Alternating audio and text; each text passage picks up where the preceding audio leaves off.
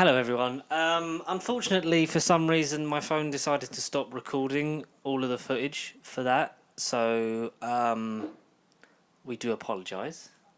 Okay. Yeah, I am here as well. Yeah, sorry. Yes, Connor's just in shock because it was we were having fun then, and my Yeah. phone decided not enough storage left, Classic storage reasons. but it's got none of it. So hopefully, Right.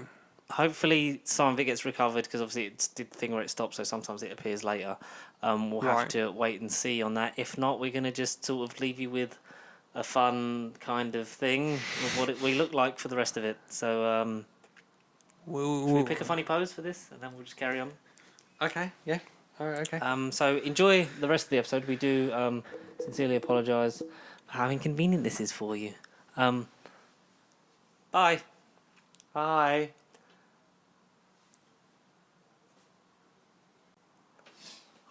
Oh my God! Right, so I've been to the future, guys. I'm a variant from the future. I'm Loki, by the way, in case you can tell. And oh my God, the multiverse is happening, guys. It's happening, and that's what I'm legally allowed to say. Wow. Otherwise, Disney will sue me. Wow. Can't believe it. I think. You think they'll see you, or you think that's all you know? I think is what there is to think, but you can think what I'm thinking. Is that what I'm thinking? What you thinking? If I go back to 1960, I've gone cross-eyed. Speaking of bad movies that never aged well, hello and welcome to Nerd Bible Podcast, episode 154. Yeah, 54. 54. Yeah, definitely 54. We literally just said that. I was like, is this 154, Connor? And you said, yes. And you still doubted it. Doubt. You underestimate my ability to read the date. But maybe in another timeline as such, random. maybe this episode's already happened. Maybe we're on like episode 900 in another life. Maybe we've got like 1 million subscribers in an alternate timeline, but we'll never know until we won't get know. there. No. Until that series airs on Disney Plus in 2026 as part of MCU Phase 8. It's ambitious. Phase 8. Doable. Somehow. It's nice to have a tripod again. That was, Yeah, hi, hello. Yeah. it's up there now because it was on the screen and now it's higher. Hiya, hello up there, everybody. See, we improve slowly but surely with each passing millennium. Millennium. Yeah, that thing.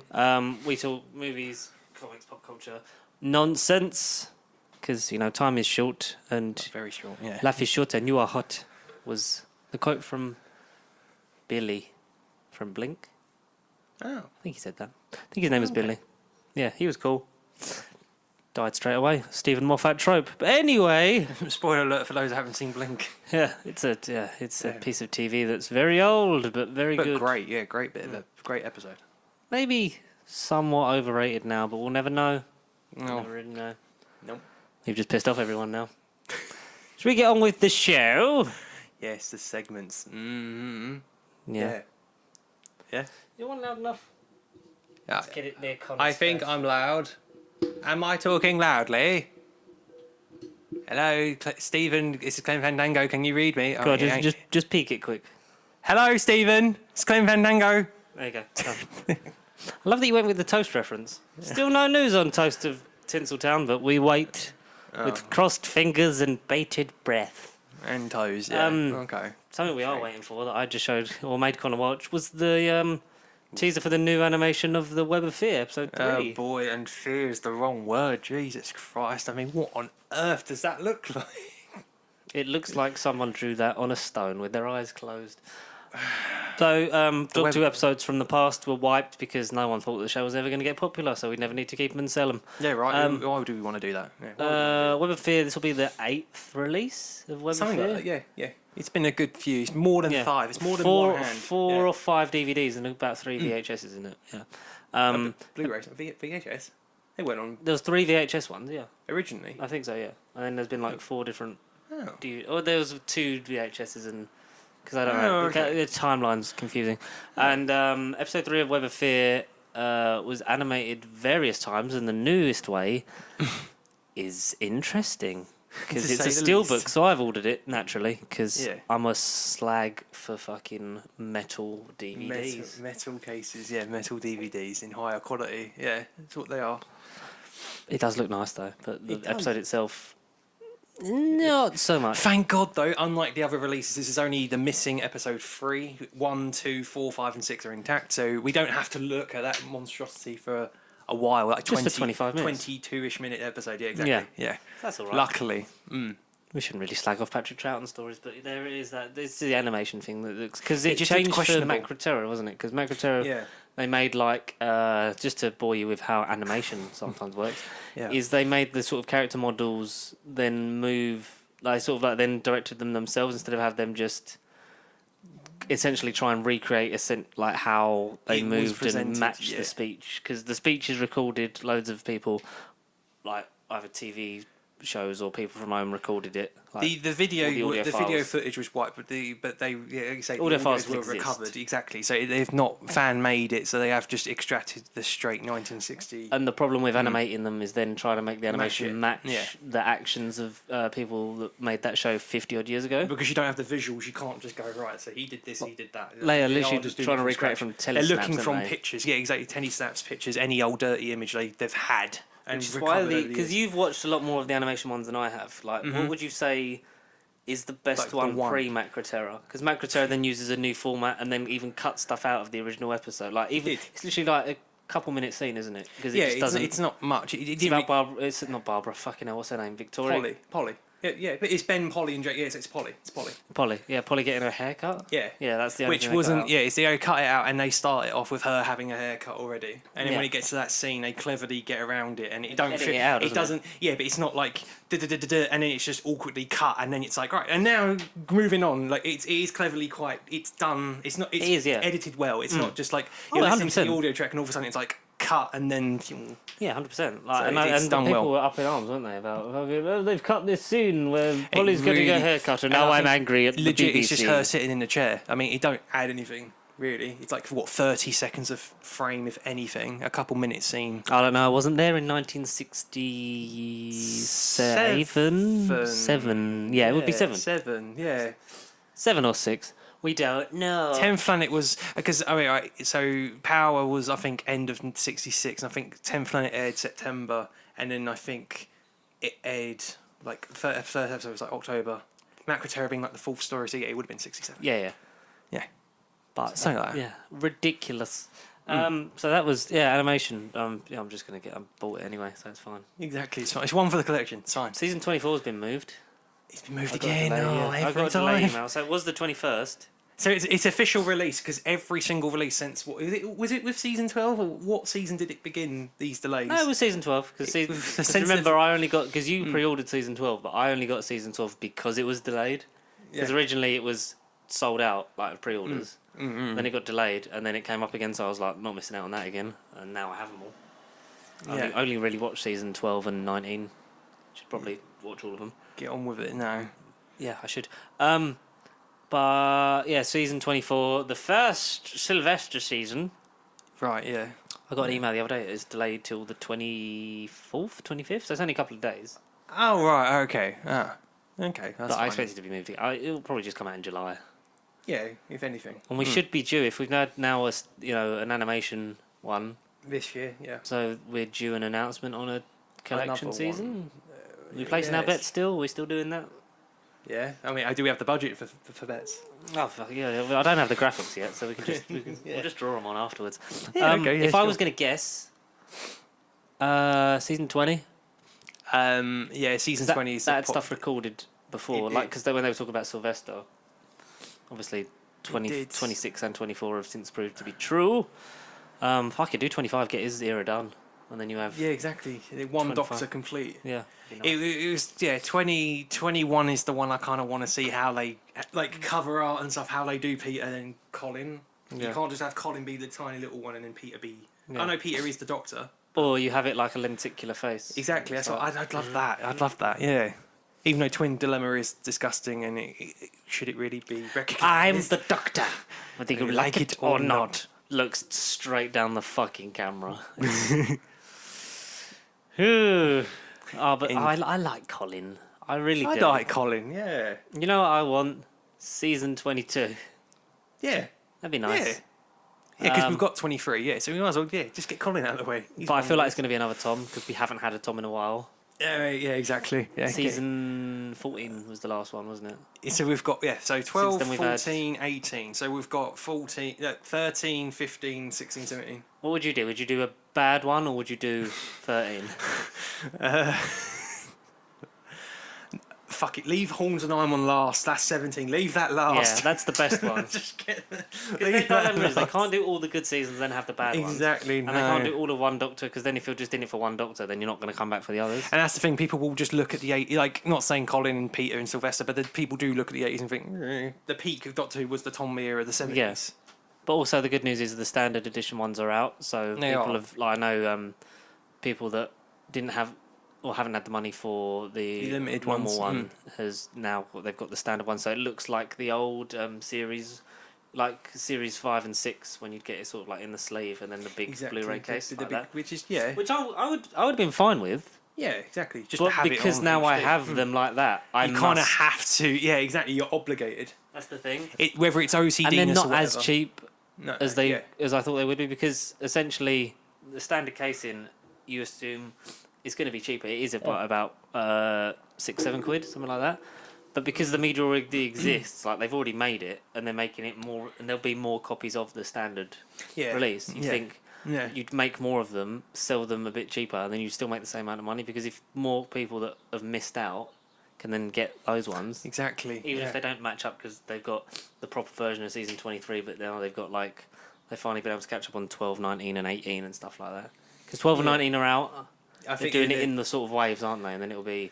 Yeah, I think they're releasing it in the order that they came out. So Yeah. it'll be 12, 19, 18, 20... I can't remember the exact order, but 12, 19, 18, they were the first three. 12, 19, 18, 23, 10, 14... Yeah. No, 26, 14... Yeah. No, I don't fucking know. Well, if you I know think this... 14 was the last. So 26, 14, they're the most recent ones. Are they? I think. Oh, we don't Sylvester know, was recent, yeah. Yeah. He's felt recent. And then Tom Baker, I think he was some point last year. I think as lockdown began, I think he just suddenly came through the mail and he was like, hello. Hello, it's me. I'm Tom. Victorian Tom from beloved Talents of Wayne Show. I'm from that one where it's a bit bad in hindsight, because we shouldn't have really done Controversial. Controversial. This week on Controversial Tom, we talk about arseholes that exist. Tom Hiddleston, you prick. Tom Hiddleston's not an arsehole. No, he's. I was going to say we could pick a social topic, but then people would just hate it because they listen to this for escapism, or they don't listen at all. Again, we won't but know. Enough about plastic shit. Should we talk about the fact that The Flash might have Grant Gustin in it? Yeah, see, that's literally news to me this morning because this fucker sent it to me, and I mean, yes, I would very much request that. Yes. Please. Dad shall deliver. The better Flash can teach Kid Flash Ezra Miller how to do the job. Arguably. I'm only saying because Grant Gustin's been the Flash for years now at this point. Do you still think at this point that The Flash is going to be good? I really... As in the movie? Yeah, I'll once I see a trailer, then I'll judge it from that. But even then, I don't think we're going to get a real feel of it until at least like the final trailer. Until the week before. Oh, there's that big thing that we're going to see. There's like a group shot of all of them, or like exactly. The first trailer will end with like Keaton suit, like stepping out of the shadows, like old Bruce Wayne, and everyone going, "It's Nick Fury from the DC universe." Yeah, you're so dark. Sure, you're not from the DC universe. Oh no. But yeah. So Grant Gustin is the televisual Flash from the CW universe. Arrowverse, whatever you want Still to call called it. the Arrowverse. The broken verse. Even though Arrow's not on anymore. The Green Arrow and the Canaries, which was meant to replace it, it's now got cancelled since. That's it. So the Arrow is dead. So not the Arrowverse. Called it something verse. The CW verse. Just the CW verse. Yeah. I think or just that got cancelled. the DC TVU. Yeah, I like that. DCTVU. Yeah.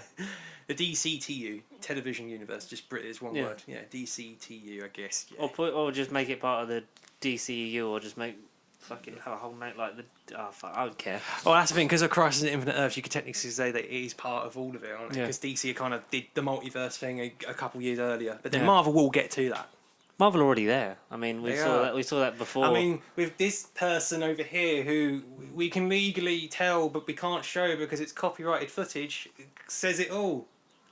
Yeah, we'll talk about Loki a little bit later on because we got episodes 1 and 2 to talk about. Sorry we can't show you, but he's right there. Literally, I can touch him. He's right here, guys.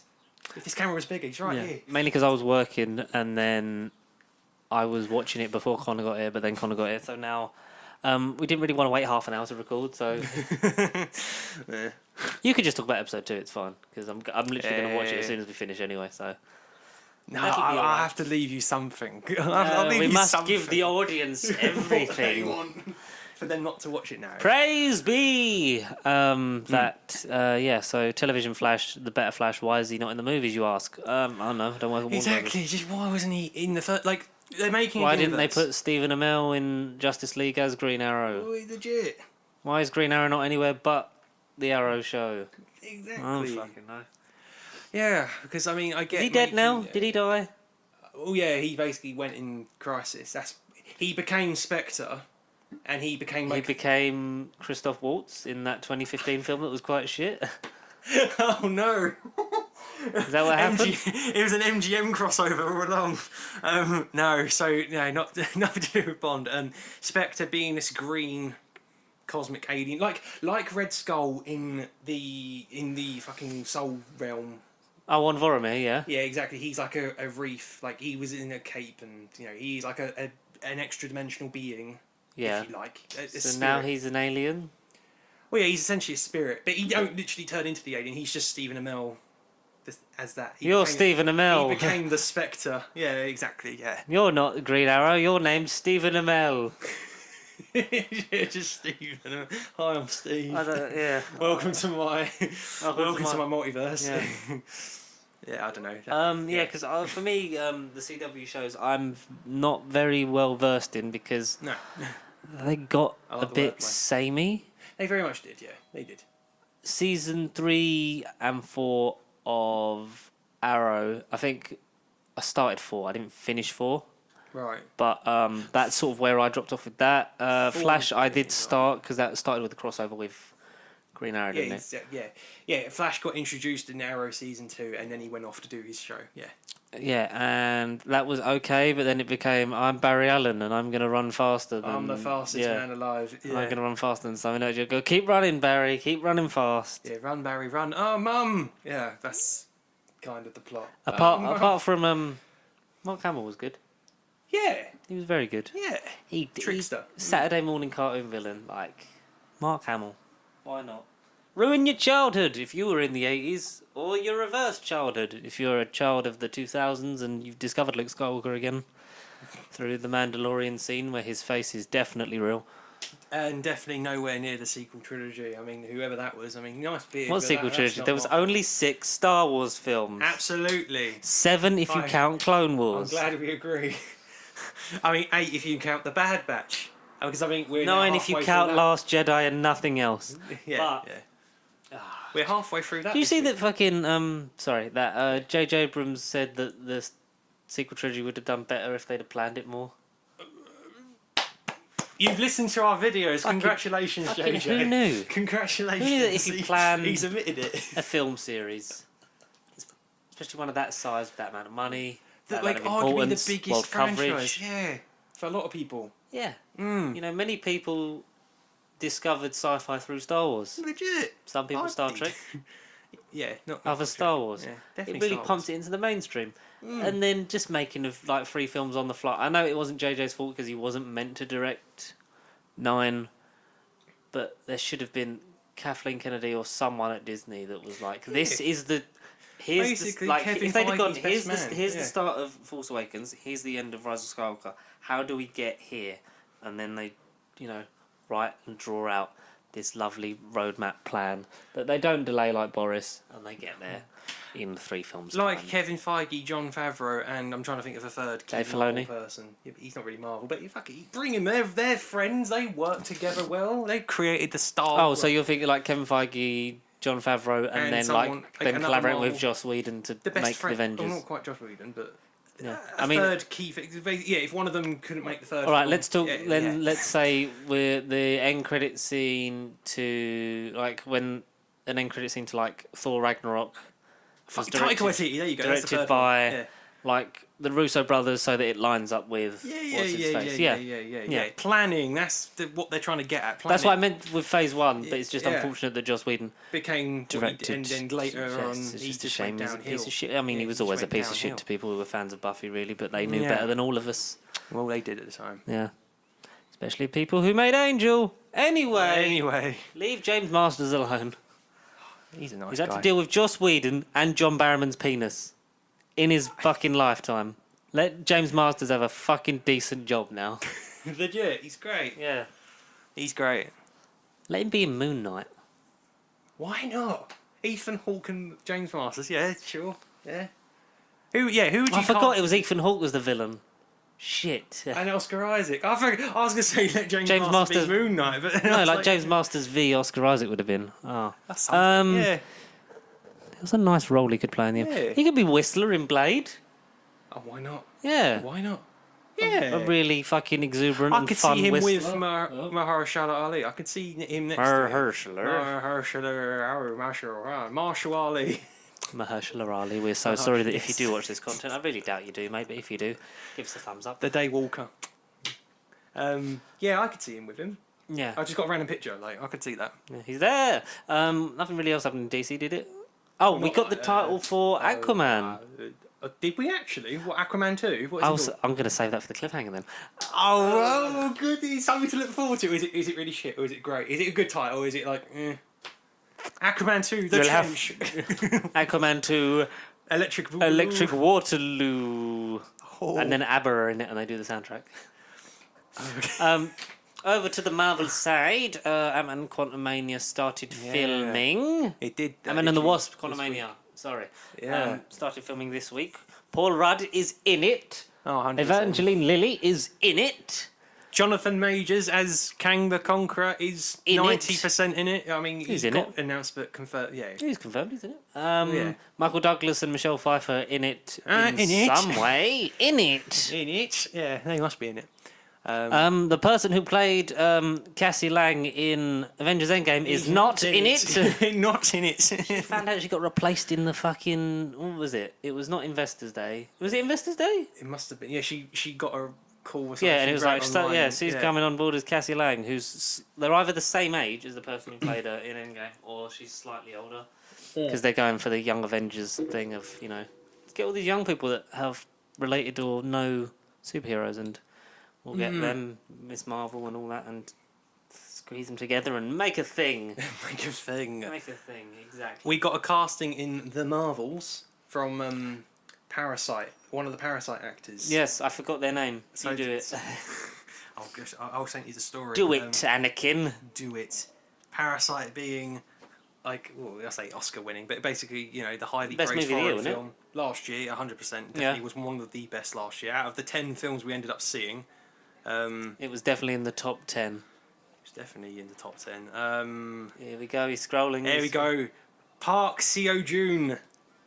Park Seo-joon. Seo-joon. That's not the right. Has he been Has he been in anything else? Okay, I'll have a look. I'll have a look. While you Google that. Well, technical difficulties, yeah. What else happened in the Marvel Unitad, apart from Loki, because we'll talk about that in a mere moment, mortals. She-Hulk, again, reported this morning, you know, when She-Hulk eventually airs. Scar might be coming. Scar being the From son the Lion King. Oh. Chiwetel Ejiofor reprises his role as Scar from the Lion King live action, but it's not live action, it's all CGI, so it's still animated. It just looks a bit better because there's more money thrown at it. In the Cruella de Vil versus the Avengers. Oh wow!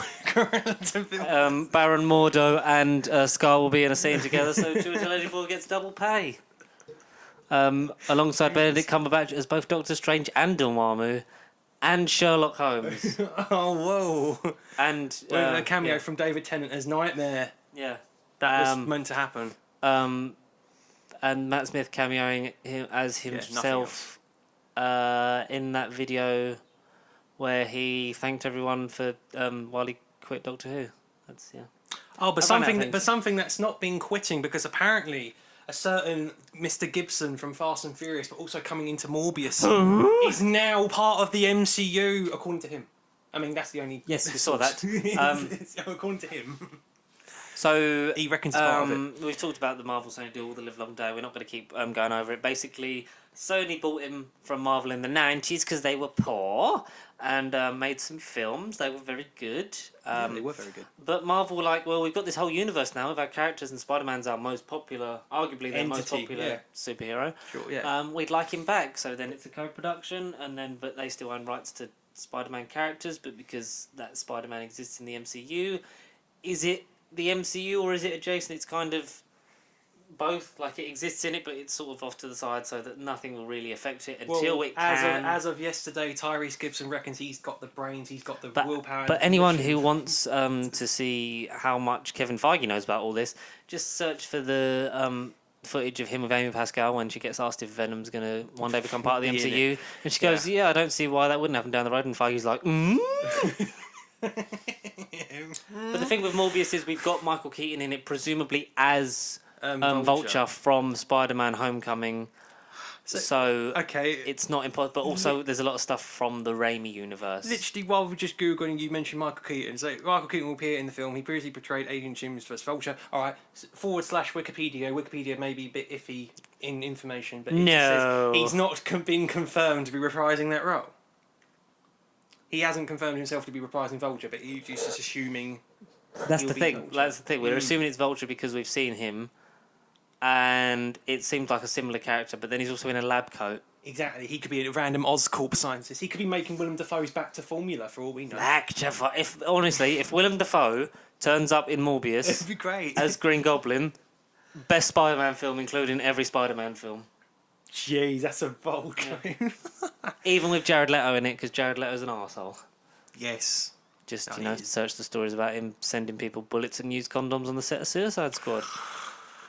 No wonder James Gunn didn't want him back. No. And also, they never get on, so that was nice. I think Requiem for a Dream scarred him. I think listening to his music scarred him. Oh, shots fired.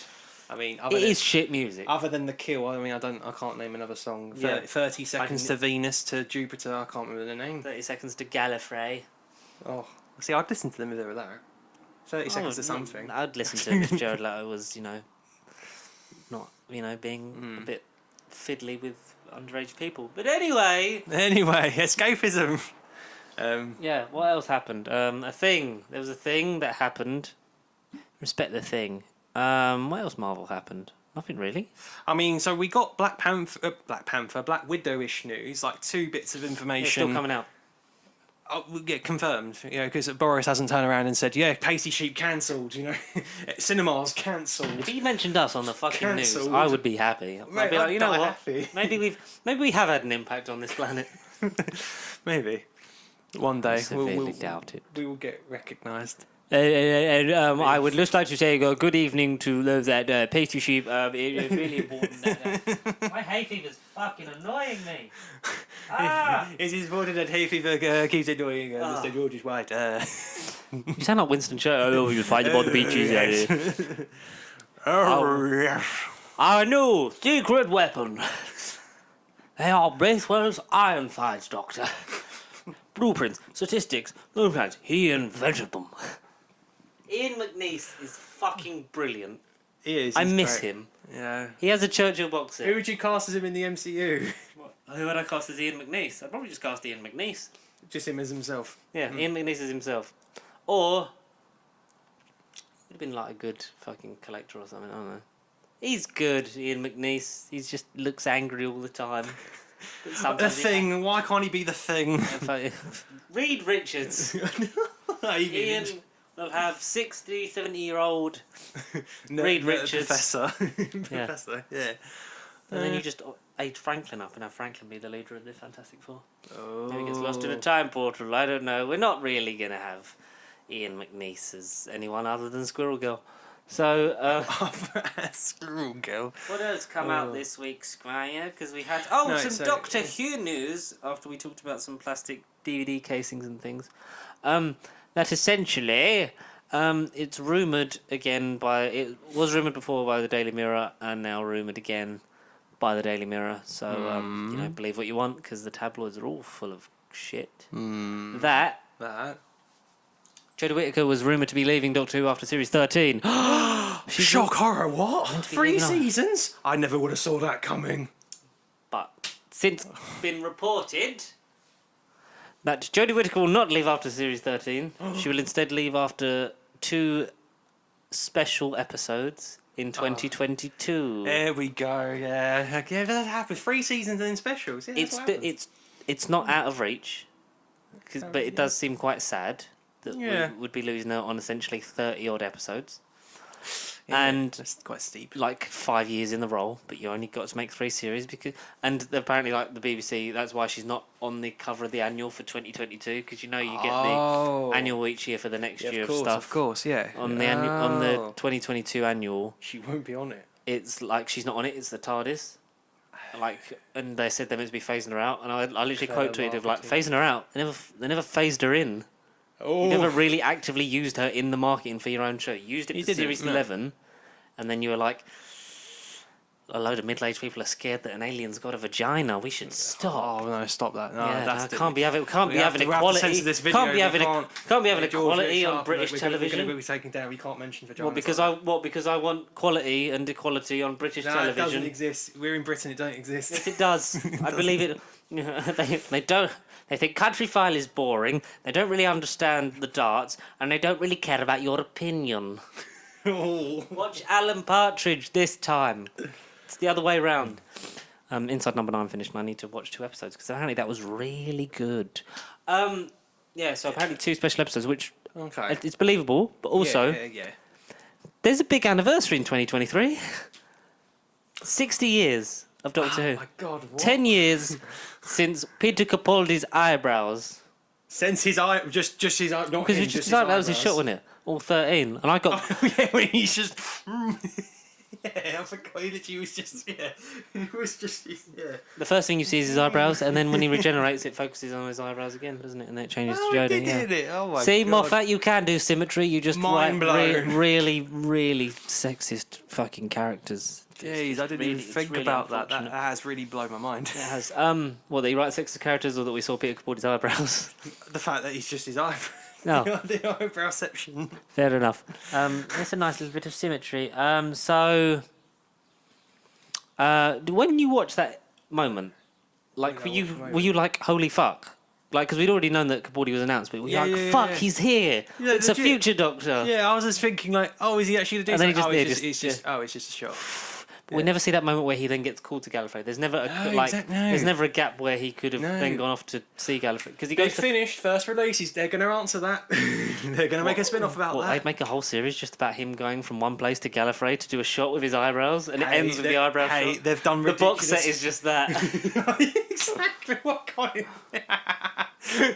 of Dark eyebrows 1 and 2. And they will link to Dark Eyes with Paul McCann somehow. And they cross over. Oh no! It's just a man with the top half of his head. Think alarm clock. The Daleks are looking for these weapons. They fit perfectly. These ancient weapons. It's a pair of eyebrows. No. When I watched that, because that took me by surprise, I got cramp and fell off the sofa because I watched it. I didn't watch that on broadcast, that annoys me to this day. Because we were out at the time, and when we came back, then I watched it. So it was about 3 hours later, 4 hours later, couple of hours, 2-3 hours later, maybe. And then the Capaldi thing happened, and I went, oh my God! But when you sort of jolt yourself in a way that you then get cramp, but it shot up my thigh, and then I fell off the sofa. Even though, sitting down, I fucking injured myself. I was like, oh my shit! And it's Capaldi, and I was laughing so much because it was It was a funny pain. I was being laughed at because it was quite. It was amusing. It was quite funny to witness. It was amusing. Yeah, it sounds it. 10 years since that happened to me. Will happen to you at home. Exactly. So now the next Doctor's eyebrows, yes. Jodie Martin's eyebrows. It'll be her nails. It won't be an eyebrow shot. It'll be a nail shot. Maybe I'll cut that out. Maybe that's a bit too sexist. Whoa. Anyway, The thing that sorry, gets Joe Martin, me I'm sorry. is that it's fine that they've had 2 special episodes. Yeah. Then would they have a series before the 60th? I'd like to think so, because if I was fucking head of BBC One drama, I'd be like, look, Series 7 Part 2 did really well considering how shit it is. Well, it did, yeah. It generally Let's did. put a whole series out, when everyone likes it Brought in me March. Back. If Series 7 Part 2 got me back to Doctor Who. When I think I'm ridiculous. out, they pull me back in. Legit, yeah. With the Ice Warriors.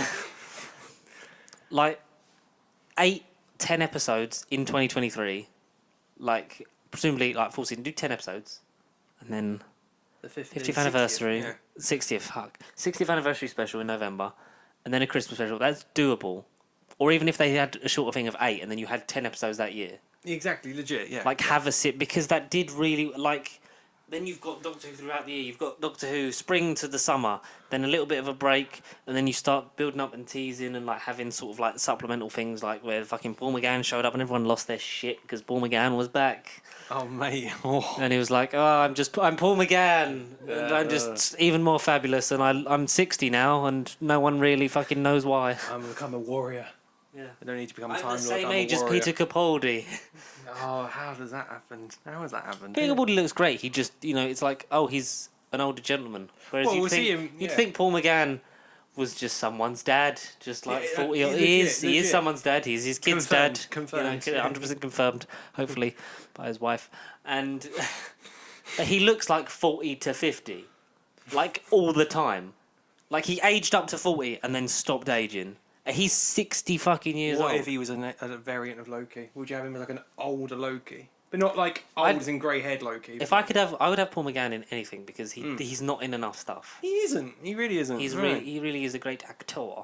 And I don't see if they just have the anniversary specials and don't have a series. Like, that's a big pressure to put on a new Doctor, even if it is Joe Martin. Yeah.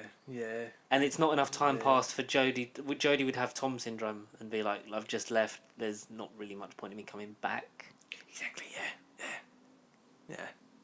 Because you'd want to rest, come back. Like, Tennant had been gone For long like enough. 3 years. 3 years ago, yeah, 2010, yeah. He'd been gone for like 3 years and then... But in And those I 3 expect- years, and I it felt like a lifetime. Yeah, a lot happened It did, on the show and off the quite show. a lot Like, happened, he yeah. got some, like, went through some crap roles. He had and then he had Broadchurch, and then he got Jessica Jones, and he was then really pushing. Like, he really sort of went, I need to get away from Doctor Who. It's like he had a bit of a resurgence, yeah. Because that's kind of the thing. It's like because I don't know if you've seen like the Confidential. It's either when he first started in it or when he was coming towards the end. Like, the thing with Doctor Who is like becoming the Doctor. The first line of your obituary is then automatically written. Right, yeah, of course. Is about the obituary is when you die and they mention it in the newspaper, but then no one really reads newspapers, so just that bit It'll in be the on BAFTA, Google- it'll be on in the Google BAFTAs Chrome. and the Oscars when they say silent and they get loads of pictures and they're like, fuck, he's dead. That. But when they talk about someone dying on the news, like, he's going to be known for Doctor Who, like at the end of his 100%, life and yeah, the end yeah. of his career. Yeah. But he literally went off and did so many different things. He always was amazing in them, even if they weren't great. See the American remake of Broadchurch, because that was unfortunate. Just because American remakes don't work, especially when we know how it ends. Like, it's going to be his dad again, and it's like, but American. And he's done, and Matt Smith's he's got to that point now, Matt Smith, because he sort of didn't. It was bits and pieces, and then it was Philip, and he was really good, and then he's done more theatre, which was nice to sort of have a break away from that, and you know, expand his and yeah, then portfolio. coming in and then going into Morbius and that, because he spoke to Karen Gillan and said, and she was like, if you have the opportunity to do a superhero film, Please do it. It's yeah. a lot of fun. She didn't really mean Morbius, but No, it's all right, Matt. We'll get back there. we're fine. Mate, Peter's going to go on that. He less so because he's had a massive career before Who. Yeah, So it's not like he's not going to be pigeonholed by it because it's the most recent thing he did, and unfortunately we're it seeing wasn't him in a well few enough weeks. received for him to just be like, oh my god, it's Doctor Who. No, I think there's enough of a disconnect from the audience there, unfortunately, for them to be like, we'll just cast Peter Capaldi in this. Like, it doesn't matter that he was in Doctor Who or not, but because he's great in things, and I want Capaldi to be in many, many more things. But I also want I want Jodie to do the same. Like, when she eventually leaves, hopefully, like if she was going to leave, you'd want her to leave, like she'd have already left. So the time for the new Doctor to cement themselves in, go through some production hell. If they were a woman, have the internet hate them for a while because why? Well, that seems to happen nowadays. Yeah, that's what we're into, guys. We're into just putting down people that are trying to make a living. Keyboard warriors. Yes. Chance for them to get really sad that they're in Doctor Who, and then it's the anniversary. Make them regret that time, but then it shouldn't be about regret. No. I want Jodie in the 60th as the main Doctor because I think that would be more of a power statement as well. Than having we switched back to a man just before because we were scared. Exactly. It didn't work. I would have Jodie in the 60th, have a Matt Smith, and be like, then be the next special, be the final one. Yeah. Or have that regeneration in the 60th. Yeah. Let's celebrate this by looking to the future. And look, at the end of the 60th anniversary, it's another woman. It's Jo Martin. Exactly. It's not another man. It's a person of colour and a woman. We're going to be inclusive now because we haven't been. That would be a great mark for 60 years. Like, look how far we've come. Maybe have David Bradley in it. I don't mind. He's just very, very old. But write him better than Twice Upon a Time. If you were going to pick 3 Doctors. In the 60th? Yeah. So you can pick any of the ones that are still alive. Yeah. 3 of them. Who do you want? I think we did this a good few weeks. We probably did. I don't really remember. I'll say. I don't watch these. Again, Colin Baker. Just for a bit of. It seems more context now that we might know she might be gone. So that's why I just recycle. Just recycling that content. If I had to have 3, David Tennant, Colin Baker, because I just like his stuff. I'd go with Paul McGann. Oh. Realistically, I think what they would go for would be Matt Smith, David Tennant, Christopher Eccleston, Jodie Whittaker. I think that's where they would go. What I would love is Jodie Whittaker. I'd love 5 Doctors. I'd love all of them. Yeah, Christopher, Jodie, Or I'd love Eccleston, Capaldi, Whittaker. Exactly. Yeah. Just so then Eccleston actually gets another episode to shine, and sort of then it could be in that gap between. When John Hurt regenerates into him in and then it would sort of almost make Day of the Doctor in the 60th like a 2-parter because that would literally carry on the War Doctor story then from the regeneration, and then he has an adventure, and then because the timelines aren't synced up then sort of forgets it, so then goes to Rose, and then it's almost like he subconsciously is going back to that man he was in the 60th, and that would fulfill because it's post-time war, he's being nice, he's working with himself, and that sort of fixed him, but he knows that Rose is the key to sort of getting him back on that journey to being a happy person again. That'd be. We've actually fixed his. I could fucking write Doctor Who with my eyes closed. We fixed it. Sometimes I have. Doesn't make sense, but I'd love that, or I'd love McGann, Capaldi, Whittaker, or McGann, Eccleston, Whittaker. McGann, Smith, and Whittaker. McGann, Smith, Whittaker. Oh, fuck. That's sexy. The best looking Doctors apart from David Tennant in the early to mid to late 2000s. Yeah. If Tennant's hair's better, then absolutely, yeah. A bit flat in Day of the Doctor. If it looked like it did in series 3 and 4, watch out. No, but I'd like Eccleston. I'd like Eccleston to get more. I'd like McGann to get more. Obviously, I'd love the classic Doctors to appear in some way. Maybe the Curator's regenerated into Peter Davison by accident. I'm only a Hubble Curator, I'm sure. Fuck me, I need to sit down. Maybe I'm out of he'll breath. go to Time Crash. Maybe old curator Peter. Or imagine there's an ad like years later, 13, 14 years later, there's an added on scene for Time Crash where old Peter Davison gets CGI'd into younger, older Peter Davison. It's TARDIS. And they shoot that again. Oh no. Oh no. That's how it all started. Colin I'd love, like Sylvester, looks very old and frail, but he looked convincing in that trailer there was only a couple of minute trailer for season 24. Still have it. McGann, yes. He could be the villain of the 60th. Like- Mitch McCoy's shady, dark, ulterior gameplay Doctor. Oh, we could, yeah. We could get the Theatre Sigma and then Weird have that Doctor. merge into the Timeless Children and then have that continuity. Yeah, both exist. But they only know. They don't know the half of it. Oh, yeah. Anyone from again onwards could, like, return in a main role. Yeah, Any of the others? I'll be fine with it. Davison, yeah, because he's younger. Tom would literally have to be a cameo. He'd be the curator again. It wouldn't be Tom Baker, Doctor. Fuck's sake, leave me alone. Every 10 years you keep calling me. What do you Colin want? Baker's still trying to get that parking ticket sorted from the season 23 box set. I'm still in here with bloody Perry. What's this? We're going through the vortex. What are you in for? Marrying Brian Blessed. Get Brian Blessed in it as Omega. Oh God, as Omega. It's never me. So King, what's his name in Toronto Time? Matt Berry as Omega. Syl. Yeah. No. Tim Curry as Matt Berry as Syl. No, I don't want to go again, Toast. Loki is a thing that happened. Loki's in the stratosphere. 60th. Are you saying something? Speaking of the 60th anniversary of Doctor Who, Tom Hiddleston's not in it because he's. Oh. Well, we don't know. He's at the moment making Loki, Disney Plus TV show. An independent production that no one's ever heard of. So we finally got the. If you watch the live stream of us watching the Loki premiere last week. Wednesday on the 9th, Yeah. thank you very much, everybody that joined us. Every Wednesday instead of Friday with this series. Nice, sort of breaks the week up a bit, really. Does it really does? Yeah. Episode 1, obviously, we watched shortly after last week, which is why we didn't talk about it. Some of you joined us, some of you didn't. And episode 2 can obviously come out today. This We're morning. going to talk about 1 and 2. I'm like halfway through 2, so I'll just let Connor do spoilers. It's fine. I'm just going to literally watch it anyway. So, Loki continues from the end of Endgame. Yes, and that's confirmed. Yeah, Literally there's no the same question about scene. that. but It is the different same thing. shots. Yeah.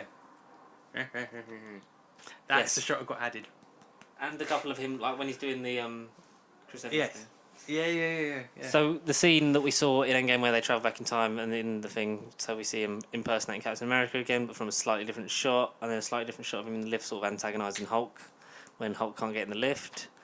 And then we see him pick up the Tesseract, leave, and that's sort of where our story picks up. Immediately afterwards. He in In Mongolia.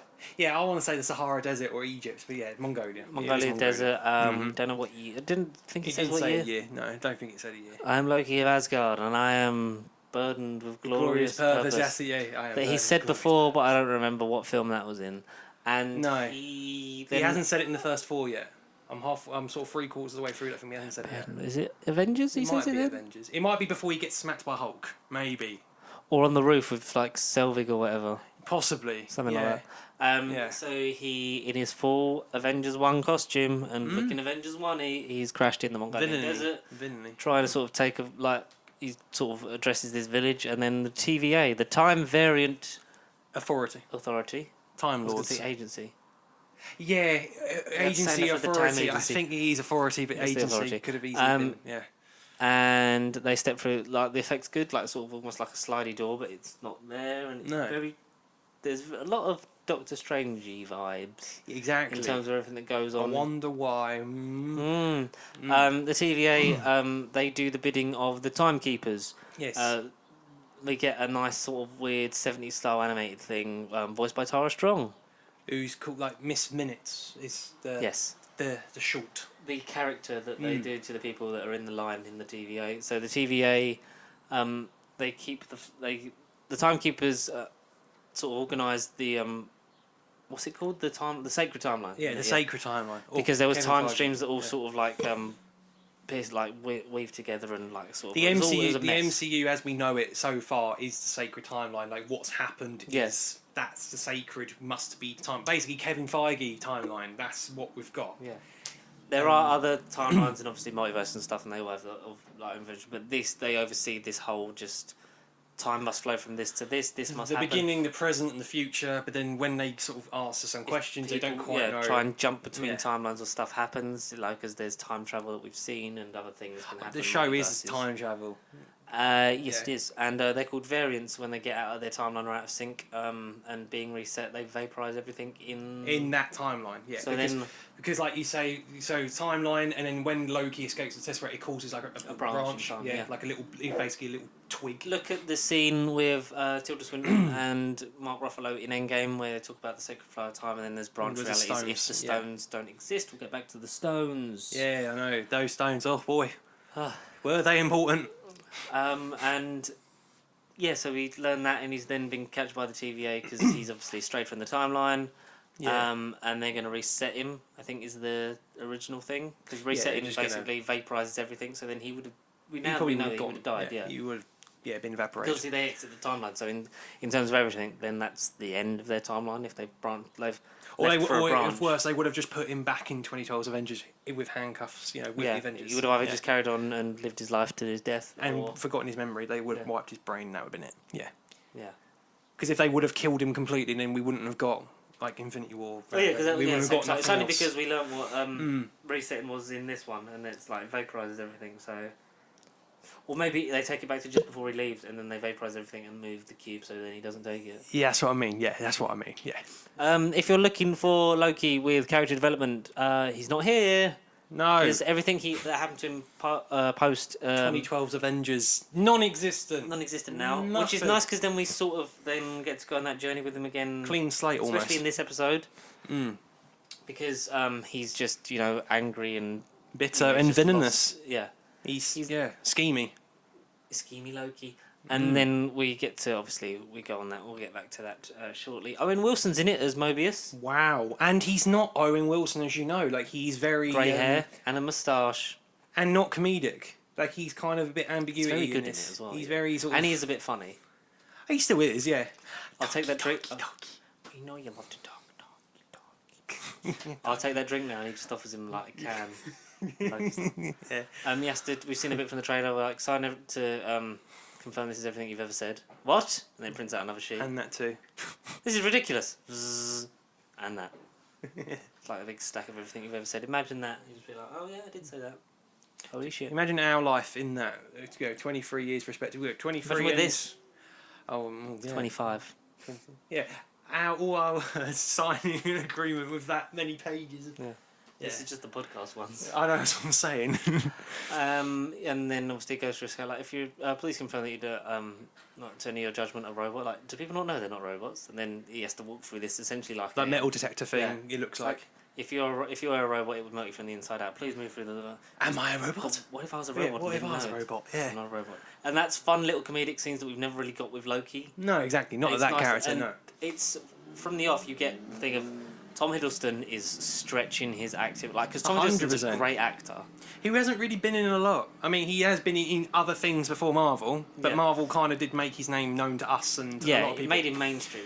But also, he's never really been able to do the range in Loki, with the character of Loki. No. In the MCU, because it was villain in the first one, villain in the second one, and then because he was so popular in that, and then he was on stage at Comic-Con and stuff like that, it's like, well, we've got to keep using Loki, and then dying and stuff and having his character arc sort of feel full circle in Dark World, but then still be there in Ragnarok and Infinity War, and then Endgame has allowed them to sort of be like, here's all the stuff that we would have loved to do with him, sort of thing. So we've got a thing called Disney Plus. This is what we're teasing. That's essentially what Endgame was in a way, but unbeknownst to us, what it was all gonna. Yeah. It was almost like, well, we could do something with Loki. Let's just plant that little seed there, and now that seed has become this show.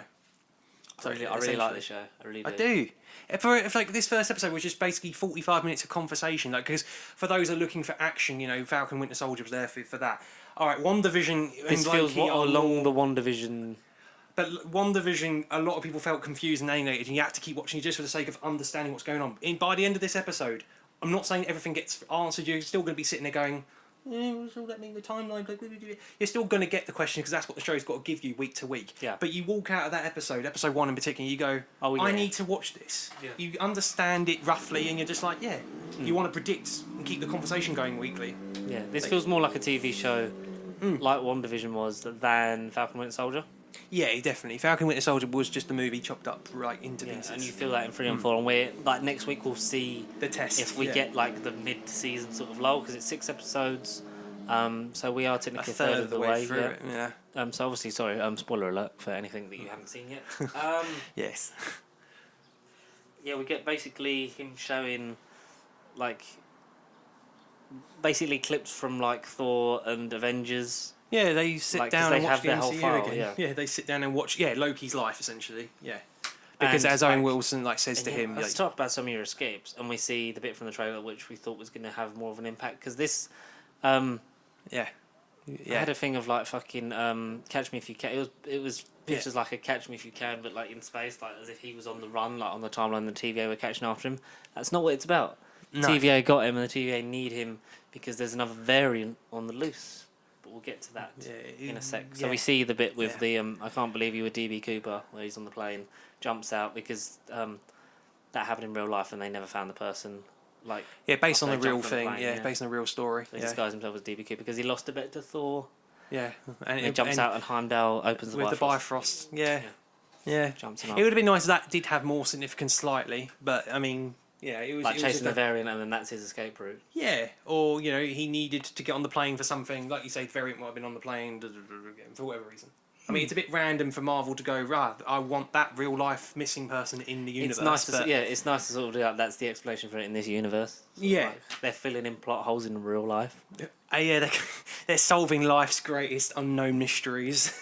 Hey, I'm here for it. And then we also get so we get the scene of Owen Wilson. He shows him a bit of Thor: The Dark World.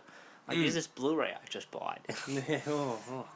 This is your file. This is your life. No, he says something like you would have ended up in as Odin's prisoner, and then shows him like bits of the because Loki kind of like from scoffs Dark and World. laughs at the idea, going, "Oh, this is all ridiculous. This is all absurd." Like, and then But he just goes. But he knew the Avengers travelled back in time.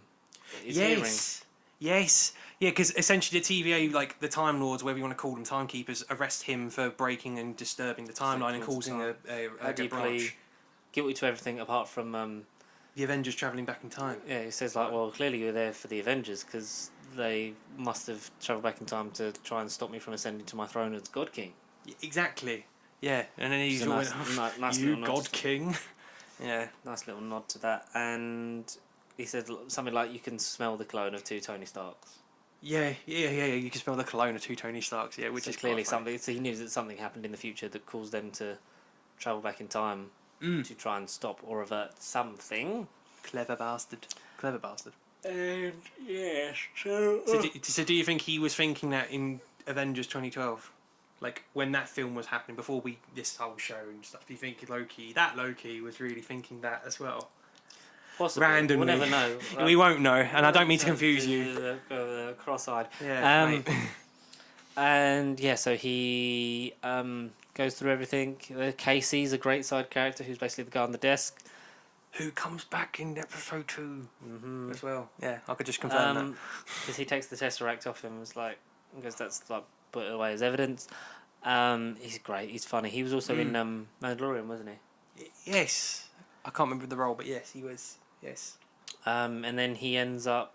time works differently at the TVA. Like, time passing and the fact they get essential time loops because of the thing they put on his neck. They can Rick and Morty style reset him to that position. Yeah. Like, so all 1/16th the speed. Goes, that 1/16th the speed shot, where she hits him and he goes in slow motion, but you're feeling all that in real time. It's just his face going...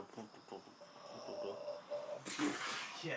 And every time I think he keeps resetting him back to sitting on the chair or whatever, and then he manages to get it off it later on and put it on the one of the Minutemen. Keeps resetting her. Stop it! Goes off and finds, because he's got there for the Tesseract, trying to use it to escape. Give me the Tesseract case, or I'll get you like a fish. What's a fish? What's a fish? Looks in the drawer, and there's loads of Infinity Stones. I mean, but more than 6.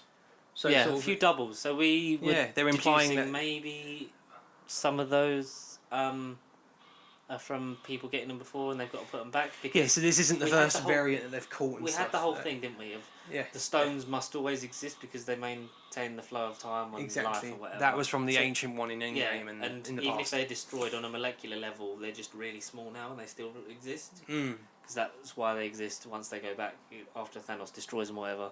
Or it's because the TVA sort of takes and puts them, because magic and illusion, like his powers don't work in the TVA, the Infinity Stones don't work in the TVA.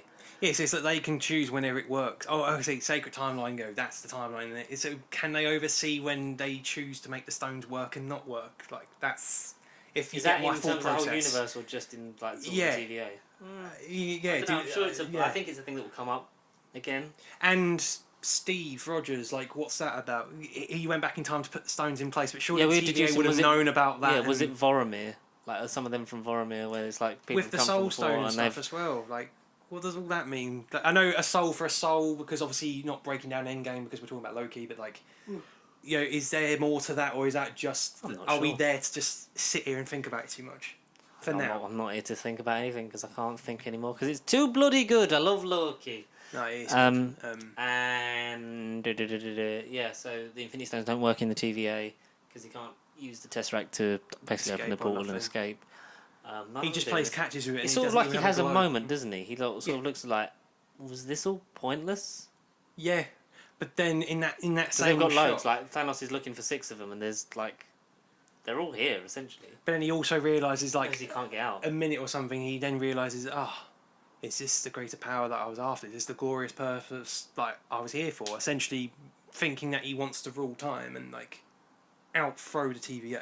I mean, that's what he sort of thinks to Yeah, himself. that's his sort of mini thing. But he also then goes through his character development in about 10 minutes when he sees the rest of the MCU. Because obviously they show him the bit with his mother to sort of... For the Dark World, yeah. For Yeah. the third time, they've gone back to that film.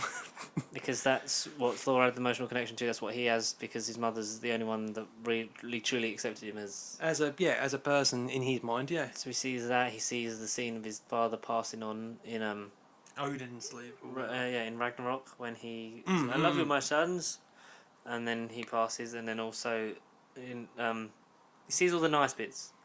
Like they did a lot of editing. It's like fucking Twice Upon a Time when they show the bit. It's like, you are the Doctor of War, and like fucking Dave Radcliffe's like, what is all this? He goes, to be fair, they cut out all the jokes.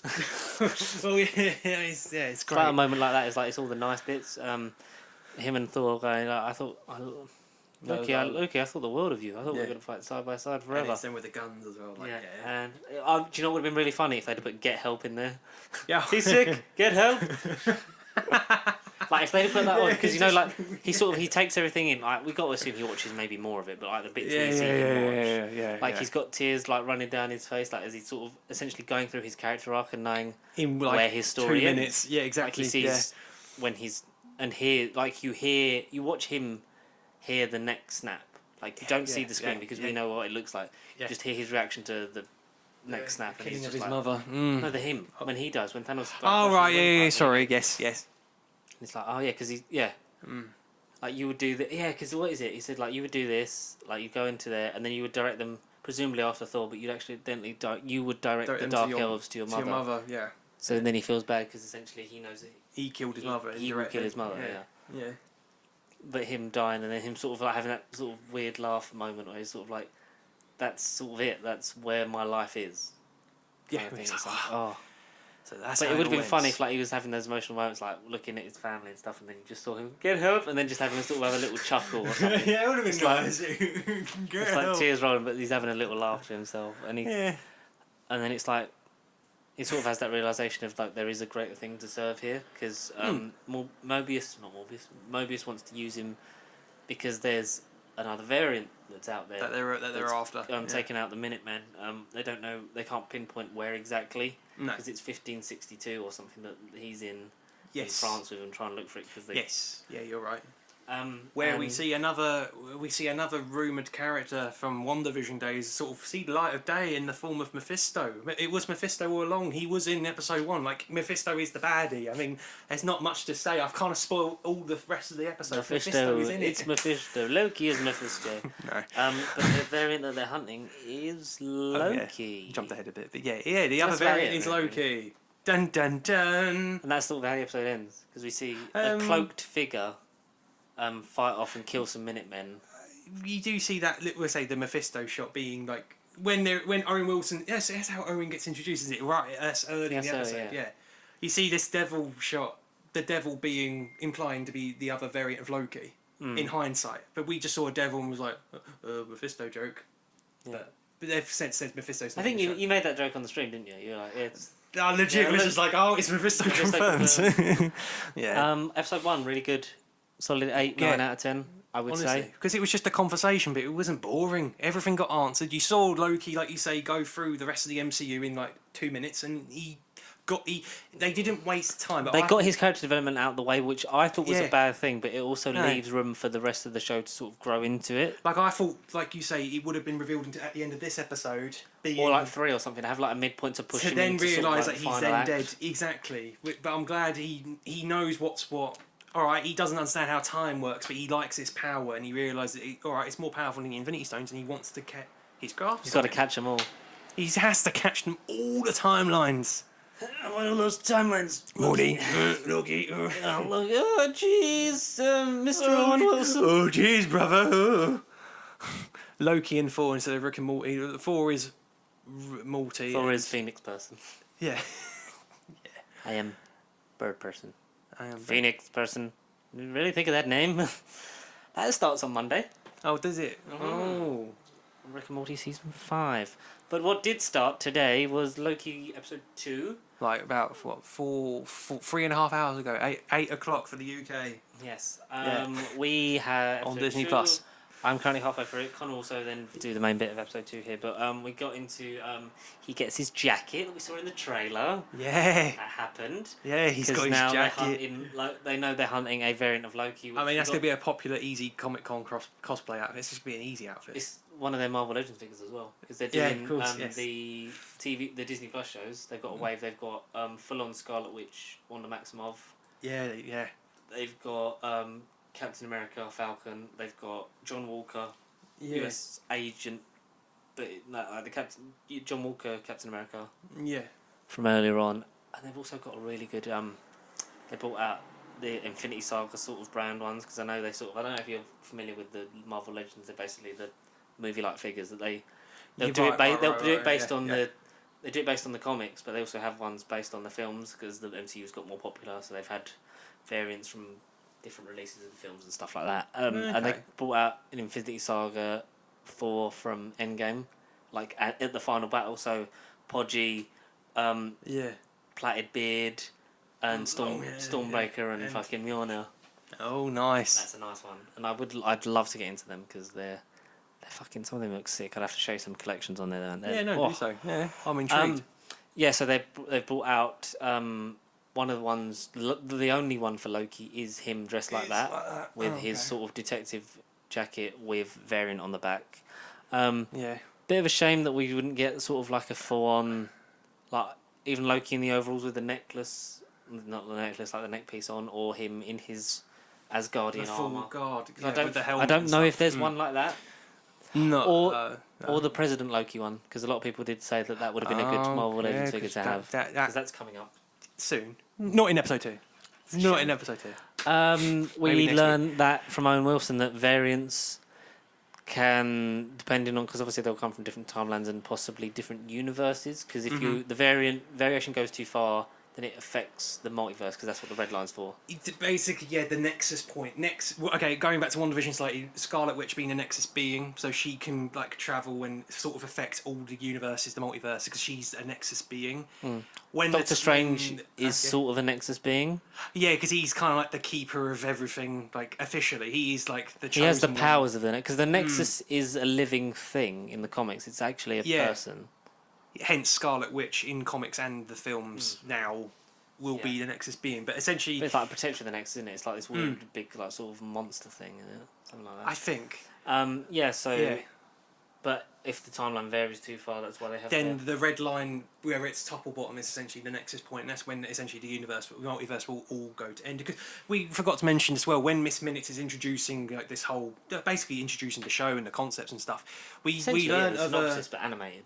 Yeah, legit. It could have been a Doctor Who animation, but before Web of Fear, obviously. Yeah. But yeah, 3 Time Lords, but Rassilon, Omega, and Barusa, essentially. Whatever. Thanos' dad, I called one of them because he just looked blue and Thanos-y in my mind. I don't know. Yeah. I said Thanos' dad at the time when we streamed it. The animation he does look a they're bit... the keepers, yeah. And multiverse bigger war, than Celestials. yeah, exactly. Yeah, they might even predate the Watchers. We don't know. They might be linked to the Watchers even. I wonder if the Watchers will sort of come into it because That's what I like to they've been mean. teased in Guardians and there'll be more of a thing in obviously R2 is part of What If. And even the Eternals themselves, like when we get to that film, they're kind of offsprings of celestial DNA as well. So they're kind of ancient-y figures as well. So we are going to get more, but they're normal spacey, sized, cosmic. Yeah, they're human, which is odd. But no, multiverse war. That's what happened before the TVA. There was a time war. A bit of the multiverse. And there was a bloke travelling with a blue box. Mate, honestly, if that... When they said that blue box thing, you were literally like, that's a blatant Doctor Who reference. Legit. No, it's just essentially before the TVA kept time structured and the way Kevin Feige's timeline works, there was a multiverse war. Before Marvel became Marvel Studios, there was chaos amongst the comics and stuff, and there's all different timelines, which is kind of the comic industry because you've got this author does this timeline, you've got Earth 616 is like the main canon. You've got this... Everything's canon until it's not, yeah. And you've got literally lines like this, and that's what the video shows you at the beginning. Wibbly wobbly. And then the TVA are there to keep that structured. And if the Nexus branches reach over the lines, then shit's all going to go down, and Multiverse Madness is going to happen in episode 3 of Loki, I imagine. Yeah, because when they take Loki, if you're confused, because like in episode 1 they take Loki out of it, and it's like, well, that timeline still carries on, but no, because that's why they put that thing on. It looks like a little grenade. I thought it was like a grenade, but yeah, they get rid of everything there. Yeah. It vaporizes any evidence that any sort of tampering was done, and hence the so timeline it goes carries back on, and it's normal. Yeah, and they have to do that, otherwise it will just keep growing branch and grow like how we saw in Endgame, where she flicks one of the stones away, there's a big branch, but then if you put it back, it stops it from being created. That's the thing about the Soul Stone. That's just the one thing that's nigging away at me. We find out, Connor. What's Don't going worry. on with that? We learned that variants might look completely different. Might have They have. Was it? You said like basically the same kind of power set. Yeah. But they will have they can have variations on their powers, their looks, their gender. Legit, yeah. I mean, so going back to speculation casting before I get into episode 2 properly, Richard D. Grant has been cast in an undisclosed role, but is he going to be another Loki? Would you think? Fucking, I'd love that. Can you imagine? Like an older Loki. Have you seen With Nail and I? I've seen who? Sorry, with the wind. With Nail and I. No. Obviously, the wind and I. I was like, what's the wind and I? With Nail and I. It's With Nail Richard D. Grant and Paul McGann. The 8th and 9th Doctor. I'll watch until he was not canon. Scream of the Shulker Doctor, exactly, yeah. It's a really good film. Okay. Richard D. Grant's in it. Is it like sort of old or is it not recent? 90s? Alright, no, okay. I want to say. With Nail and I. Right. Paul McGann's character is I. Oh. Like he's only ever credited as I. You never know. It's really good. It's like there. It's hard to sort of explain with now, but that's sort of the kind of thing. Like if you wanted to look at like a Tom Hiddleston-ish performance, I would say that. Oh. I'll give that a Google after this then. Yeah. Okay. Oh. Should be cheap on Blu-ray. Yeah. If it was made like to go on Blu-ray, like it definitely exists on DVD. Yeah, it's definitely around on physical media. Yeah. I'm not sure if it was then upscaled. If worse comes worse, it'll be VHS. But that's how I would sort of believe him to be as a Loki-ish performance. Sure. Okay. Because Richard D. Grant's a great actor, and he very much could channel a Tom Hiddleston. Who, spoiler alert, hasn't appeared in episode 2 yet, so he was just out there. I just googled the show afterwards, and I was like, oh yeah, I haven't seen this actor yet, but then... It's a chance for me to tell you about Whitnell and I, so that's... Okay. That's so video sponsor with Now and I, a 90s film. I need to buy that, though, because British, really good. is it British, American? It's British. I think it's a BBC film as well. I'm not 100%. I haven't watched it in a little while. I need to own it. It's very good. Normally on it's been on TV before. They've had terrestrial shows. I'll find it somewhere. It'll be on some streaming site. It'll be somewhere. Yeah, I'll find it. But yeah, I'd love Richard E. Grant. Essentially, what I was using that for is Richard E. Grant could make a great Loki. C with Nell and I. Oh. Therefore, my references. You carry on from there because all I've really got up to now is he's doing the reading on. He's doing paperwork. He's essentially doing the reading because they're Yeah. hunting this variation of himself that then, like you said, like the Master in the '96 movie, sort of it's Not minor spoilers, but yeah, it doesn't. He, she, it, because Loki, the character, has been confirmed to be gender fluid. So whoever's in the comics, or gender fluid, where he, she, they. So Lady Lokis exist. Kid Loki exists. Like so many Lokis do exist in the comics and stuff. Mr. Sunday Movies made a good video where it was like 10 versions that we could potentially see. And Days of Future Past now. Yeah. Well, here's a script, so fuck you. legit, yeah. Nah. So what was I going to begin with that? But yeah, so episode 2, gender fluidity and stuff, and Loki. I can't remember what I was even going to say, but yeah, he's gender fluid, and because you asked me something because of them, the touch, and then they. Yeah, so we talk about Loki as a physical form. Yeah, so the episode sort of begins with, like George was saying, about hunting the other variant. That's going to be the plot of the show now. They're just going to travel throughout time, and not necessarily. I thought it was going to, because we didn't know how episode 1, how it ended, like what the rest of the show structure would have been, whether it would have been them doing like missions for the team timekeepers, or they literally are hunting the variant. They're looking for temporal anomalies. When the show was announced, I said, I thought it was going to be like a Catch Me If You Can. He's on the run from the TVA. Or Loki was going to say, "Fuck you, Owen Wilson. I don't want to be with you," and then like he was just going to answer him like, "What do you mean?"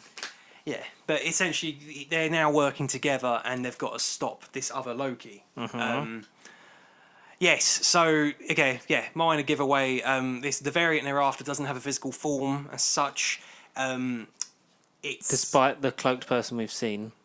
Yeah, who may or may not be Loki or some other entity that I don't quite know. Do you think that person is definitely a physical embodiment of a variation of Loki? Yes. Yeah. It could even be Richard E. Grant. That might be a shout, maybe. Maybe. But alas, I haven't seen Richard E. Grant. That's all I'll confirm. He hasn't Damn been it. in episode 2. But next week, who knows? But yes, so they're hunting this variant. Like me and George saw, they went to like Renaissance Italy. So on the subtitles, it came Renaissance music playing. And I was like, oh damn, we're actually going to go back to like Assassin's Creed 2 period, like ancient Italy. Oh mate, a guy in a white hood, that would have been an Assassin's Creed crossover. Loki throws him in a bale of hay. I've been like, oh my god, no! I was honestly, my mind was going to be blown if they landed in the bale of hay. I just would have been like, oh my god! But no, it's just 1980s Oklahoma. It's really anticlimactic, and I was like, fair. Yeah, so the TVA are there, not Loki and Owen Wilson. The timekeepers are there. The Minutemen. They're the Minutemen, aren't they? Yeah, the soldiers, if you like. They're there. Go in. They normally sweep up, get everything, do the thing, and then the higher up people do the investigating and the accounting, boring stuff, and the nightmare department. The effects, yeah. Now that I'll help you burn down. Then the nightmare department. Maybe the nightmare department is. We see they touch like there, and then that sort of goes almost like Scarlet Witch's thing. Like goes in, and then the eyes are mind sort of control like stuff. green. Yeah. And then that entity of Loki possesses that body for a certain time. Yes. So like I say, the episode begins with 80s Oklahoma. The TVA are just looking for they've found signal of this there's variant activity. So as you see later on in the episode, their little clock wrist thing says on it like 0 variant activity, blah blah blah, like 0%, 10%, blah, blah, blah. And when it's 100, obviously it's like, oh, well, he's definitely here. So they've detected variant activity in this area, and they find like a former Minutemen guard, because like episode 1 said, this variant's been killing loads of their soldiers, the Minutemen. Yep. So they find dead body, and it's just literally soldiers walking around like sort of asking people around, have you detected anything unusual, like like this person's dead, and then they sort of claim like, oh, we haven't seen this person, oh, he wasn't here 10 minutes ago, oh, I don't know, sorry, don't bother me, oh, we're from Oklahoma, y'all.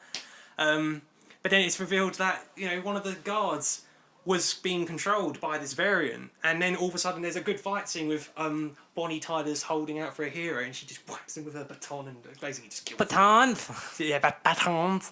She just whacks them all and kills them all, and then at the very end of the fight, her body just collapses. You see her eyes go green, again like you've implied with the magic, but then her body just collapses. Like, sort of almost like it can't sustain life force in a human body. Yeah, it's just temporary possession, and then they dump the body afterwards, or if you like. They're there for something or another, but that's essentially how that scene ends. And then it cuts to Loki and Owen Wilson, and their relationship's already quite blossomed in the first like 5 minutes, 10-ish minutes. Like they're quite Loki sort of like Owen Wilson sort of says, "You've done your work. You sort of caught yourself up on everything." And he's like, I've read some of the videos. "Yes, I've read Not them all of them. Yeah, not all of them, not all the boring ones, but yes, I know how this works." The guards are sort of just optimistically sort of going like, "You're just another variant, like you don't know nothing." And then he again shows his intelligence, corrects them. I can't remember the exact quote, but he is really smart in his episode. Like illusional protection, it goes through all that. 'Cause whereas like creating a false thing in the real world, like through through the disembodiment of yourself, whereas using something to sort of alter a reality that they know, it's basically essentially like Owen Wilson's making giving them a something brief, look real, like compared to something they know, whereas like creating a completely false like scenario thing. Yeah, so because he's basically saying like Owen Illusional Wilson is protection giving and, them like, the information, and then Loki then. But of corrects course, you them. knew that. Yeah, Loki corrects them, and he's like, "Oh no, see that's called whatever George just said." Yeah. I've watched it like 2 hours ago, and I've already forgotten what he says. But he basically explains the scenario better, and Owen Wilson is there just impressed. But he's like, "Yeah, you knew that already." And then they end up going to. No, they haven't. They didn't actually go anywhere, didn't they? Because we're almost right to where we are now. Yeah. I think. So yeah, then doing the paperwork. A good chunk of the episode is them in the office, if you like, doing the nightmare department's job of just going through the evidence and case files to see if they can figure out what's going on with this variant and how they can stop this from happening and how to stop the multiverse from imploding, essentially, because that's what the real risk of the show is. Even though one way or the other we'll get to it probably. Yes, multiverse of madness, you think? Yeah, well, definitely. Unless it's going to be Black Panther 2, something random. After all this, it's linked to Black Panther. Welcome to Fantastic Four. Random, yeah. Maybe Reed Richards is in the TV. I know. John Krasinski is there. Richard E. Grant is Ian McNeice's son. Franklin Richards, an old Franklin Richards. Yeah. Oh. Ian McNeice is his dad. Oh, that's yeah. So jibber jabber, again, this episode's another slow down, conversation heavy, again, buddy cop between Owen Wilson and Loki. Yeah, it is very much like good cop, bad cop. It's not, like you said before, this isn't for action. That's what Falcon and Winter Soldier was predominantly for. Yeah. With the deep stuff in the middle to sort of keep weaving that story and making this is important stuff being said. Yeah. Whereas WandaVision was weird spectacle, illusion, sort of mind fucking. You don't know what's going on until you watch a certain amount of it. Yeah, exactly. But this seems like a good mixture of both in a way.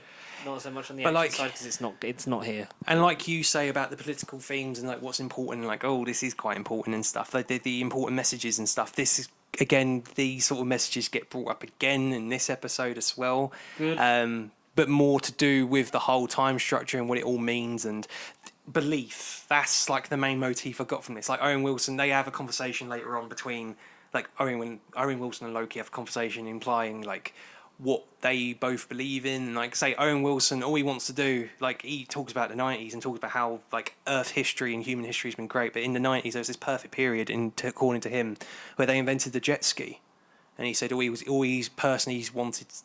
wanted to do is go on and ride one. Which is a really nice, like, humorously sweet scene and everything. Oh, that makes it sound like he's going to die. But it feels like he can't. Apparently he says he can't because it'll create a branch in the timeline.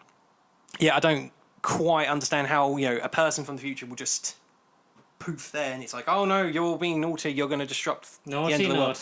You're just going to disrupt the end of time, standing on a jet ski. Anyway. Yes, and at this moment, a very angry one. An angry one, yeah. No. It's the, what was it though?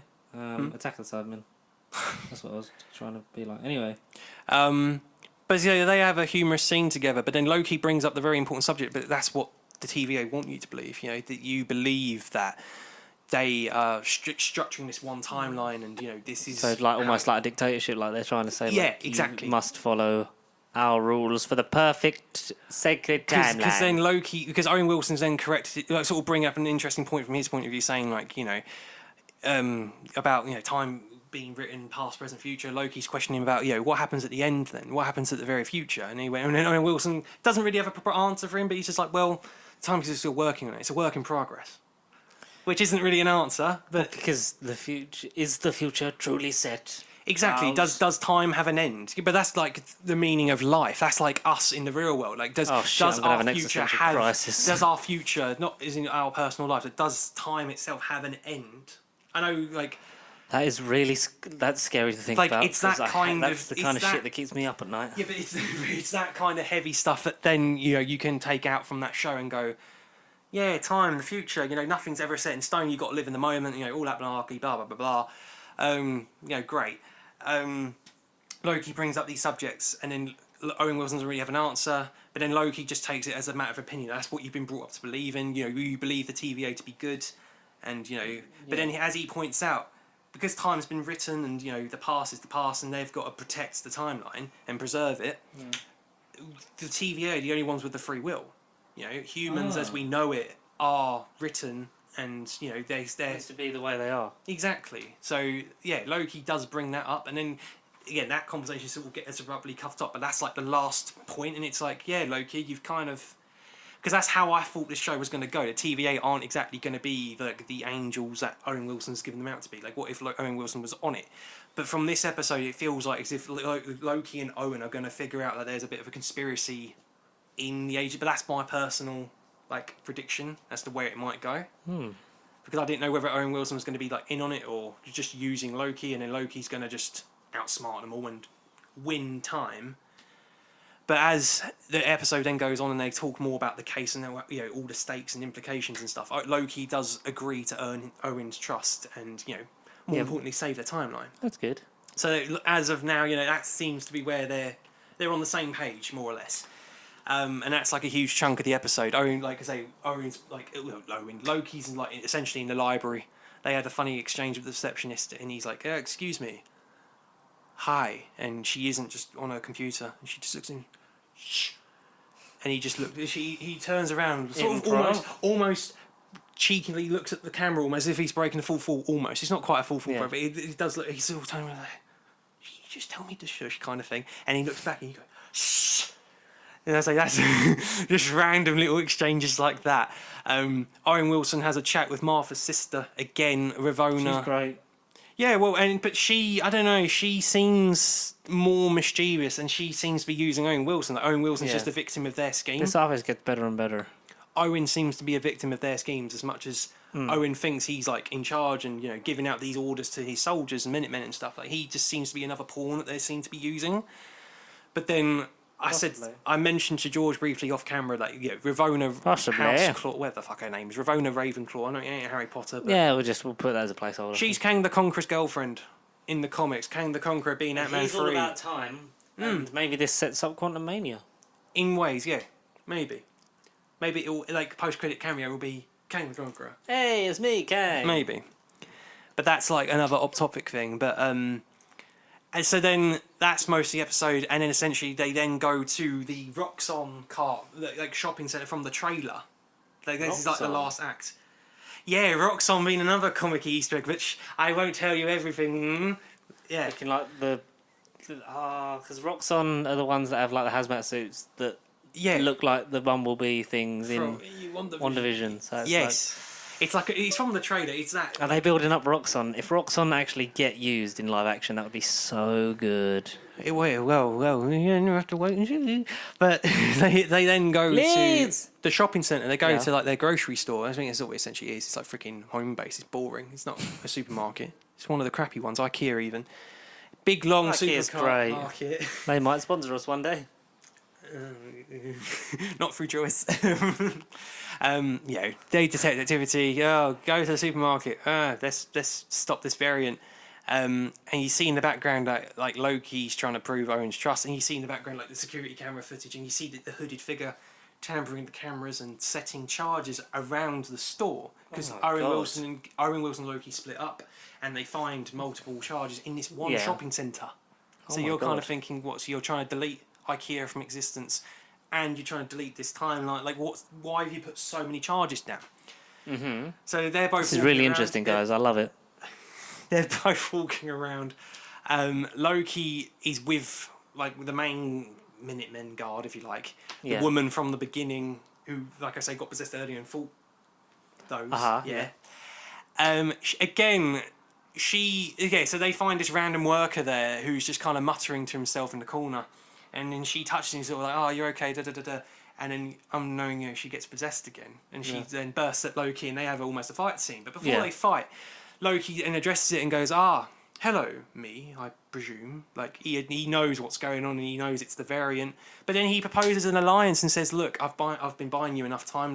Renaissance Italy was just, Renaissance. The Renaissance Fair at the beginning of the episode was just enough time, let's just join an alliance. Let's overthrow the TVA.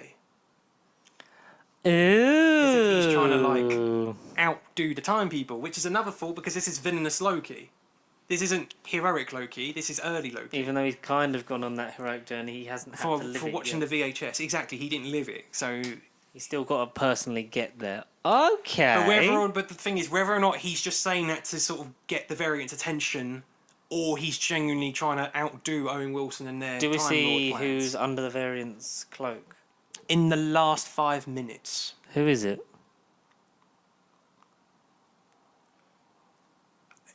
You have a thing called the internet. Spoiler alert. Come on. By the time this is out, I'll have watched All I'll it. say, okay, yeah. All I'll say is when I say you have the internet, I know we're on the internet right now, but like The internet! it's Google themselves. No, so Jeffrey like Bezos. like the article's been saying, like certain sites have been said, like certain thoughts have popped into your head. Come on. Sophia Di Martino. So it's full on Lady Loki. Yeah, it is Lady Loki. Been confirmed. It's Lady Loki. What? Where do you think she's from? And we don't know. No, well, they don't have a full-on conversation. She keeps... So, like I say, she possesses this male worker that then she possesses the guard. They have a cool fight scene, but while he's trying to talk her into, going against the timekeepers, whatever you want to call them. So, and then she finds this random customer that she hides behind like an aisle. So Loki's just talking to himself. He's sort of like, where's he gone? And all of a sudden, this big, chubby, like muscular, almost Juggernaut-esque figure pushes him. And he's like, you say you're the better variant than me, and he's sort of like just back chatting him. And then Loki outsmarts him, and then that's when you see the hooded figure, and you hear so the bombs, they're all around the store, and then all of a sudden the lights go red. There's a power cut and everything, and then you hear Loki's audio while he's fighting Sophia Di Martino, if you like, and essentially she's trying to frame him. Because then Owen Wilson then turns up to scene the crime. They see Loki and the guard's body. They think, "Oh, Loki, like, what have you done? You've done bad, yeah. Like, what have you done?" So then you see the hooded figure reciting Loki's audio throughout the whole show because there's little quotes from the 2012 elevator scene. Like she's just got all of Loki's lines, and then she just unveils the hood, and it's Sophia Di Martino. And then what does she Loki do? Well, to be honest, he's just like standing, knows what's going on. Who the fuck are you? Essentially, but he's like, well played, me. Like, it's not much, but she's just looking at him going, She says, it's not all about you. As if, like, it's going to be her plan, and the TVA are obviously going to, like, stop her and stuff. And she's like, it's not all about you. She escapes through a portal. Owen Wilson's like, Loki. Like, as if Owen Wilson knows what he's done. Yeah. Yes, but then the portal's open, like... Do I explain to them, or do I go, Loki, don't? He goes in the portal, and so he leaves them in the supermarket in IKEA, and they're sort of thinking Tom Hiddleston is evil and betrayed them, which comes up throughout these 2 episodes. Alas, he's been framed, but now he's a man throughout time trying to stop this imposter. So it might be Catch Me If You Can after all. Exactly. But he's going to... But now he's on the run.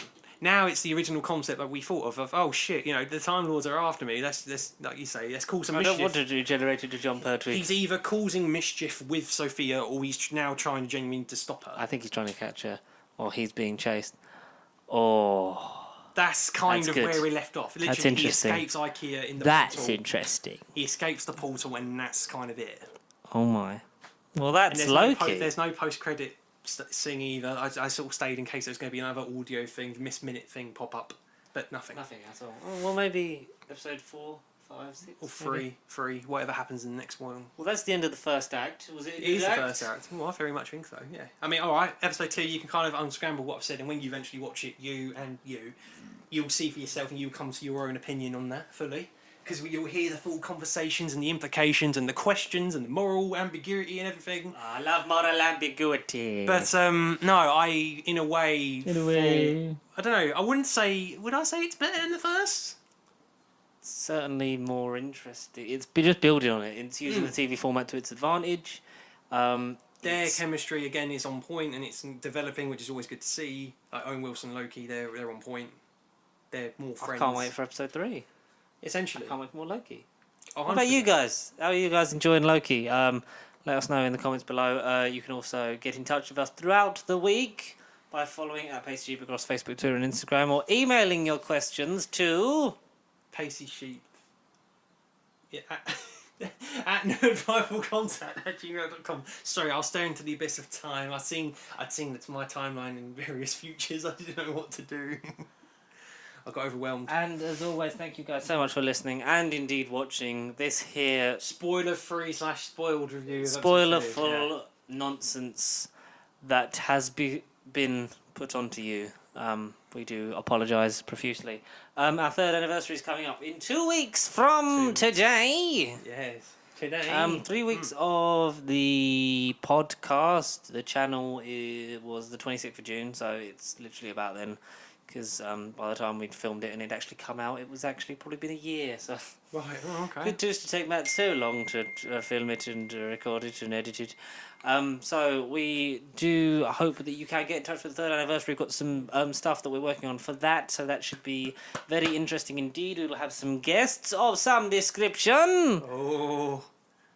So as always, stay tuned and like, comment, subscribe, share if you have not done so already. The cliffhanger. Yeah, go on then. What's your DC announcement? Aquaman 2, isn't it? For this week, yes. That will lead Connor into some kind of reaction. Yeah, good or bad, I don't know. I'll have a face. The name You'll see my eyebrows. of Aquaman. It's not Arthur Curry. It's Aquaman and the Lost Kingdom. Hang on, let me do the Peter Capaldi, like... You can do the eyebrows. Yeah, I wanted to do... Go on then. The mic's Shit, the mic was scared. I don't know my if you God. got my... You might as well just got my nose, I don't know. That's going to be really fun to look at. What? So the Lost Kingdom. Yeah. Good night, everybody. Stay pasty. I don't know what to think.